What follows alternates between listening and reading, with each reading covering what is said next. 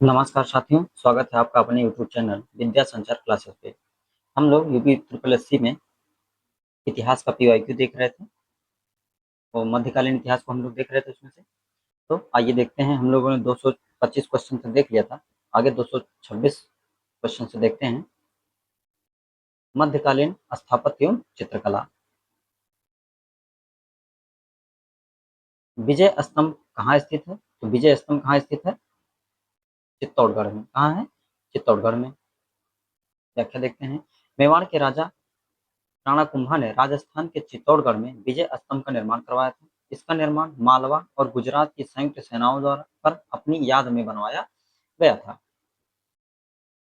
अगला क्वेश्चन है, दिल्ली का लाल किला निम्नलिखित में से किस मुगल शासक ने बनवाया था? तो दिल्ली का लाल किला शाहजहां ने बनवाया था। व्याख्या देखते हैं। दिल्ली के लाल किले का निर्माण मुगल सम्राट शाहजहां ने करवाया था। इस किले को विश्व धरोहर सूची में शामिल किया गया। किले की दीवारें लाल बलुआ पत्थर से बनी हुई है। याद रखिएगा कैसे बनी है? लाल बलुआ पत्थर से बनी हुई है। बुरहानपुर में स्थित असीरगढ़ किला कहाँ स्थित है? असीरगढ़ किला बुरहानपुर में, जिसे दक्कन का दरवाजा कहा के नाम से जाना जाता है। निम्नलिखित में से किस यदुवंशी अहीर राजा द्वारा बनवाया गया था? ये बनवाया गया था आसा अहीर द्वारा। इसके द्वारा? आसा अहीर द्वारा। मध्य प्रदेश बुरहानपुर में स्थित असीरगढ़, जिसे दक्कन का दरवाजा के नाम से जाना जाता है, 15वीं शताब्दी में यदुवंशी राजा आसा अहीर द्वारा बनवाया गया था। फिर 2023 में ये पूछा गया क्वेश्चन है। फिरोजा कोटला किला 1354 में सुल्तान फिरोज शाह तुगलक ने बनवाया था। यह किला किस नदी के तट पर बनवाया गया है? फिरोजा कोटला किला किस नदी के तट पर बनवाया गया है? व्याख्या देखते हैं इसका। फिरोजा कोटला का किला वर्ष 1354 ईस्वी में सुल्तान फिरोज शाह तुगलक द्वारा यमुना नदी के तट पर बनवाया गया। किसके नदी तट पर? यमुना नदी के तट पर बनवाया गया था। फिरोजा कोटला दिल्ली सल्तनत में तुगलक वंश का शासक था। फिरोज शाह तुगलक किस वंश का शासक था? तुगलक वंश का। दिल्ली सल्तनत में सबसे कम समय तक शासन शासन किसका था? खिलजियों का। और सबसे लंबा तुगलक वंश का। दिल्ली का प्रसिद्ध जामा मस्जिद दिल्ली का प्रसिद्ध जामा मस्जिद किसके द्वारा बनाया गया था? बनवाई गई थी? ये बनवाया गया था शाहजहां के द्वारा। दिल्ली का जामा मस्जिद किसके द्वारा? शाहजहां द्वारा। दिल्ली की प्रसिद्ध जामा मस्जिद का निर्माण शाहजहां द्वारा बनवाया गया था। आगे देखते हैं। अकबर द्वारा बनवाया गया प्रसिद्ध ऐतिहासिक स्मारक बुलंद दरवाजा उत्तर प्रदेश के किस जिले में है? तो उत्तर प्रदेश के आगरा जिले में स्थित है। अकबर द्वारा बनवाया गया था ये। अगला क्वेश्चन है, ताजमहल के सुलेख कैलियोग्राफर ने 1648 ईस्वी में इसकी रचना की, कब पूरा किया? किसने? अमानत खान सिराजी ने। अमानत खान सिराजी। 1648 ईस्वी में अमानत खान सिराजी ने ताजमहल के सुलेखन की रचना की और उसे पूरा किया। ताजमहल भारत के आगरा शहर में स्थित एक विश्व धरोहर मकबरा है। इसका निर्माण मुगल सम्राट शाहजहां ने अपनी पत्नी मुमताज महल की याद में करवाया था। अगला क्वेश्चन है, दिल्ली का प्रसिद्ध लौह स्तंभ जो सदियों से बिना जंग लगे खड़ा है, वह निम्नलिखित में से किस ऐतिहासिक परिसर में स्थित है? ये स्थित है कुतुब मीनार परिसर में। किस परिसर में लौह स्तंभ स्थित है? दिल्ली में कुतुब मीनार परिसर में स्थित है। भारत की राजधानी दिल्ली में स्थित लौह स्तंभ कुतुब मीनार के परिसर में बिना जंग लगे खुले आसमान के नीचे खड़ा है। इसका निर्माण चंद्रगुप्त विक्रमादित्य ने किया था। अगला क्वेश्चन है, अलाउद्दीन खिलजी द्वारा बनवाया गया प्रसिद्ध अलाई दरवाजा कहाँ पर स्थित है? तो यह स्थित है नई दिल्ली में। कहाँ स्थित है? नई दिल्ली में। इस्लामिक वास्तुकला का रत्न कहा जाने वाला अलाई दरवाजा नई दिल्ली के सबसे पुराने स्थापत्यों में से एक है। इसका निर्माण खिलजी वंश के दूसरे शासक अलाउद्दीन खिलजी द्वारा 1311 में करवाया गया था। प्रसिद्ध चित्रकार मीर सैयद अली चित्रकारी हेतु किस मुगल शासक के सहयोगी थे? तो ये थे हुमायूं के। किसके सहयोगी थे? हुमायूं के। प्रसिद्ध चित्रकार मीर सैयद अली किसके सहयोगी थे? हुमायूं के। सबसे ज्यादा चित्रकला का विकास किसमें हुआ? जहांगीर के शासनकाल में हुआ। मीर सैयद अली फारसी एक प्रसिद्ध चित्रकार था।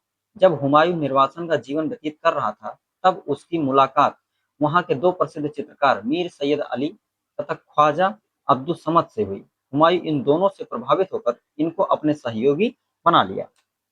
तो मीर सैयद अली और ख्वाजा अब्दुल समद ये दोनों किसके सहयोगी थे? हुमायूं के। लेकिन पूछा जाए चित्रकला का सर्वाधिक विकास किसके शासनकाल में हुआ, तो जहांगीर के शासनकाल में। स्थापत्य कला का सबसे ज्यादा शाहजहां के शासनकाल में। अगला क्वेश्चन है, बुलंद दरवाजा बनवाया गया किसके द्वारा बनवाया गया था, तो ये अकबर के द्वारा बनवाया गया था। बुलंद दरवाजा का निर्माण अकबर ने कराया था। इस प्रवेश द्वार का निर्माण गुजरात विजय के उपलक्ष्य में किया गया था। बुलंद दरवाजा भारत के उत्तर प्रदेश प्रांत में आगरा शहर से 43 किलोमीटर दूर फतेहपुर सीकरी नामक स्थान पर किया गया था। पंचमहल किसमें स्थित है, पंचमहल किसमें स्थित है, तो ये फतेहपुर सीकरी में स्थित है। पंचमहल फतेहपुर सीकरी में स्थित है। यह एक 5 मंजिला इमारत है जो बौद्ध विहार शैली में बनाई। शैली क्या है, बौद्ध विहार शैली। यहाँ पर शेख सलीम चिश्ती की दरगाह भी है। नौबत उल नक्का खाना टकसाल दीवाने आम आज फतेहपुर सीकरी निर्माण अकबर ने किया था। कह रहा है निम्नलिखित में से कौन सही सुमेलित नहीं है, तो बड़ा इमामबाड़ा गलत है, कि निसाक बाग जम्मू कश्मीर में गलत है, फिरोज शाह कोटला दिल्ली में गलत है, कि हुमायूं का मकबरा इलाहाबाद में गलत है। ये गलत है, हुमायूं का मकबरा इलाहाबाद में नहीं है। और बाकी सब इमामबाड़ा लखनऊ में ही है, निसात बाग जम्मू कश्मीर में है, फिरोज शाह कोटला दिल्ली में है, बाकी हुमायूं का मकबरा इलाहाबाद में नहीं है। हुमायूं का मकबरा दिल्ली में स्थित है। कहाँ पे स्थित है, दिल्ली में स्थित है। यह इमारत परिसर मुगल वास्तुकला से प्रेरित मकबरा स्मारक है। अगला क्वेश्चन है, दिल्ली में कुतुब मीनार दुनिया का सबसे ऊंचा ईंट का बना मीनार है। इनमें से कौन से राजा ने इसके निर्माण में योगदान नहीं दिया था, तो 4 ऑप्शन है। फिरोज शाह तुगलक ने नहीं योगदान दिया, कि कुतुबुद्दीन ऐबक जो था ये कुतुब मीनार की नींव रखा था, सबसे पहले इसी ने कुतुब मीनार बनवाने की शुरुआत की थी। तो इसका योगदान जो राजा नहीं दिया था वो था अलाउद्दीन खिलजी। गुलाम वंश के शासक कुतुबुद्दीन ऐबक ने कुतुब मीनार के निर्माण की नींव रखी थी, किंतु वह इसका आधार ही बनवा पाया था। बाद में इसके उत्तराधिकारी इल्तुतमिश ने इसकी 3 मंजिला को बनवाया और बिजली गिरने के कारण इसकी चौथी मंजिल क्षतिग्रस्त हो गई। बाद में फिरोज शाह तुगलक ने चौथी मंजिल की जगह 2 मंजिला का निर्माण कराया। अब यह मीनार 5 मंजिला का है। कितने मंजिला का है, 5 मंजिला का है। कालांतर में सिकंदर लोदी ने भी इसकी 5वीं मंजिल में पुनर्निर्माण का कार्य किया था, जबकि खिलजी वंश के शासक अलाउद्दीन खिलजी ने इसके निर्माण में कोई योगदान नहीं दिया था। मध्यकालीन साहित्य एवं संगीत के बारे में कुछ देखते हैं। मध्यकालीन भारत के प्रसिद्ध सूफी संत का नाम बताइए जो उत्तर प्रदेश के थे और उन्होंने आखिरी कलाम और पद्मावत की रचना की थी। कौन किया था, मलिक मोहम्मद जैसी ने पद्मावत की रचना और आखिरी कलाम की रचना की थी।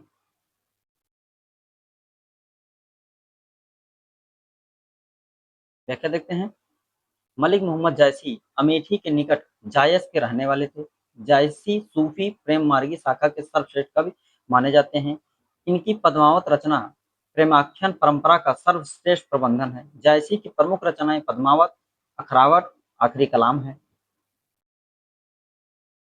चंदायन मुल्ला दाऊद की एक महत्वपूर्ण अवधि सूफी कृत है। किन प्रसिद्ध प्रेमियों की कहानी बताती है, ये बताती है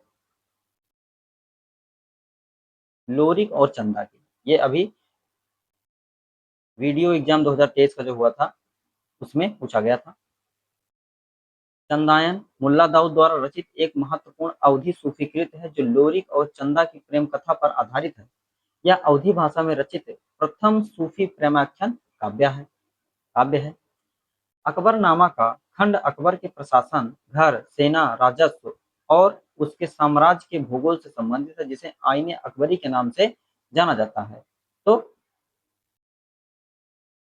अकबरनामा का कौन सा खंड है ये, तो तीसरा खंड है। कैसा खंड है, तीसरा खंड। अकबरनामा अकबरनामा का तीसरा खंड अकबर के प्रशासन, घर, सेना, राजस्व, आय और उसके साम्राज्य के भूगोल से संबंधित है, जिसे आईने अकबरी के नाम से जाना जाता है। अबुल फजल ने अकबरनामा ग्रंथ की रचना की थी। अमीर खुसरो, जिन्हें कव्वाली का पिता एवं भारत का तोता भी कहा जाता है, किसके दरबार में दरबारी कब थे, ये के थे अलाउद्दीन खिलजी के। अमीर खुसरो किसके दरबारी कब थे, अलाउद्दीन खिलजी के। अमीर खुसरो, जिन्हें कव्वाली का पिता, भारत का तोता भी कहा जाता है, अलाउद्दीन खिलजी के दरबारी कवि थे। हिंदी खड़ी बोली का जनक भी अलाउद्दीन अमीर खुसरो को माना जाता है। निम्नलिखित में से कौन दिल्ली सल्तनत के इतिहास का लेखक नहीं था, तो ये था अब्बास खां सरवानी नहीं था। बाकी अमीर खुसरो, मिन्हाज उस सिराज और जियाउद्दीन बर्नी ये सब दिल्ली सल्तनत के इतिहास से संबंधित है, लेकिन अब्बास खां सरवानी नहीं संबंधित है। अब्बास खां सरवानी मुगल काल के लेखक हैं। इन्होंने अकबर के आदेश पर तारीख शेर शाही फारसी भाषा में लिखी। इनमें शेर शाह के जीवन चरित्र और शासन प्रबंध का प्रकाश डाला गया है।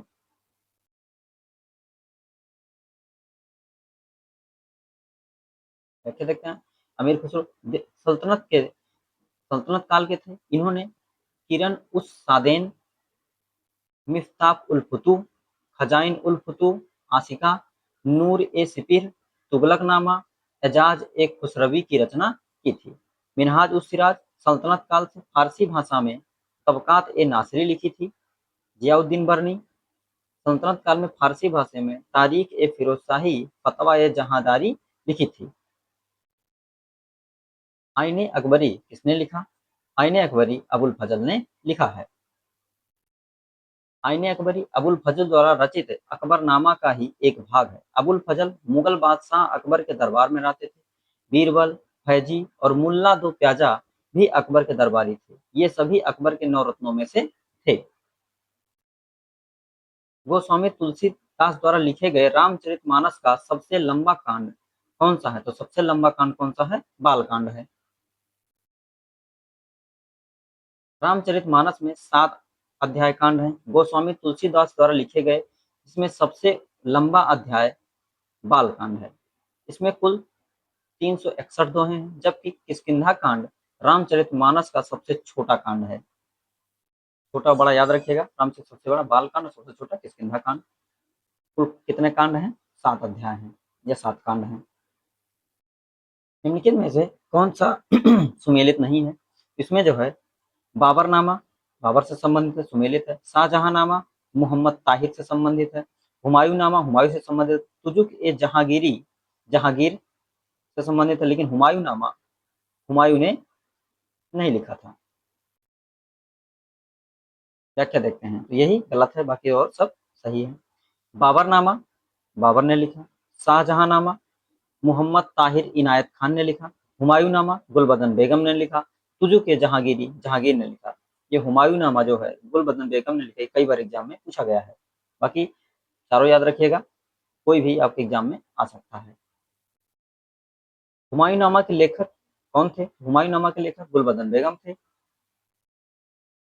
गुलबदन बेगम कौन थी? गुलबदन बेगम बाबर की बेटी थी।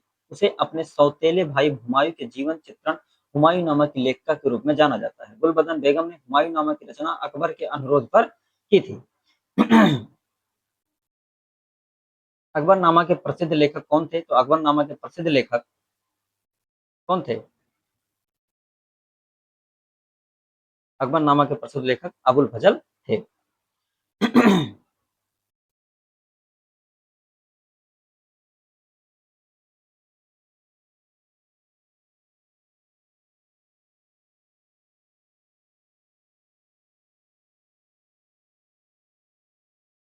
अकबरनामा अबुल फजल ने लिखी। इसके 3 भाग है। इसमें तीसरा भाग आईने अकबरी अत्यंत महत्वपूर्ण है। तारीख ए फिरोज शाही के लेखक कौन है? तो तारीख ए फिरोज शाही के लेखक जियाउद्दीन बर्नी है। जियाउद्दीन बर्नी एक इतिहासकार था। इसने अलाउद्दीन खिलजी, मोहम्मद बिन तुगलक और फिरोज शाह तुगलक के शासन का वर्णन अपनी पुस्तक में किया। इसकी प्रसिद्ध कृति तारीख ए फिरोज शाही है, जिसमें अलाउद्दीन खिलजी की आर्थिक नीति की व्यापक जानकारी मिलती है। अकबर ने अपने दरबारी संगीतकार रूप में किसे नियुक्त किया? किसे नियुक्त किया? मियाँ तानसेन को। मियाँ तानसेन को। मुगल काल में संगीत का सर्वाधिक विकास अकबर के शासनकाल में हुआ। अकबर के दरबार में तानसेन के अतिरिक्त अन्य ध्रुपद गायक बैसाख बख्श, गोपाल, हरिदास, सूरदास आदि थे। तानसेन की प्रमुख रचनाएं मियाँ की टोड़ी, मियाँ की मल्हार, मियाँ की सारंग, दरबारी कन्हड़ा आदि। अकबर ने तानसेन को कंठाभरण वाणी विलास की उपाधि प्रदान की थी। अमीर खुसरो का जन्म स्थान कहाँ है? तो कासगंज है। कहाँ है? कासगंज है। अमीर खुसरो का जन्म 1253 में उत्तर प्रदेश के पटियाला या कासगंज 2008 में एटा में विभाजित कर एक नया जिला बनाया गया था नामक कस्बे में गंगा के किनारे हुआ था। इनका मूल नाम अबुल हसन था। अमीर खुसरो हिंदी खड़ी बोली तथा तबला वाद्य यंत्र के जनक माने जाते हैं।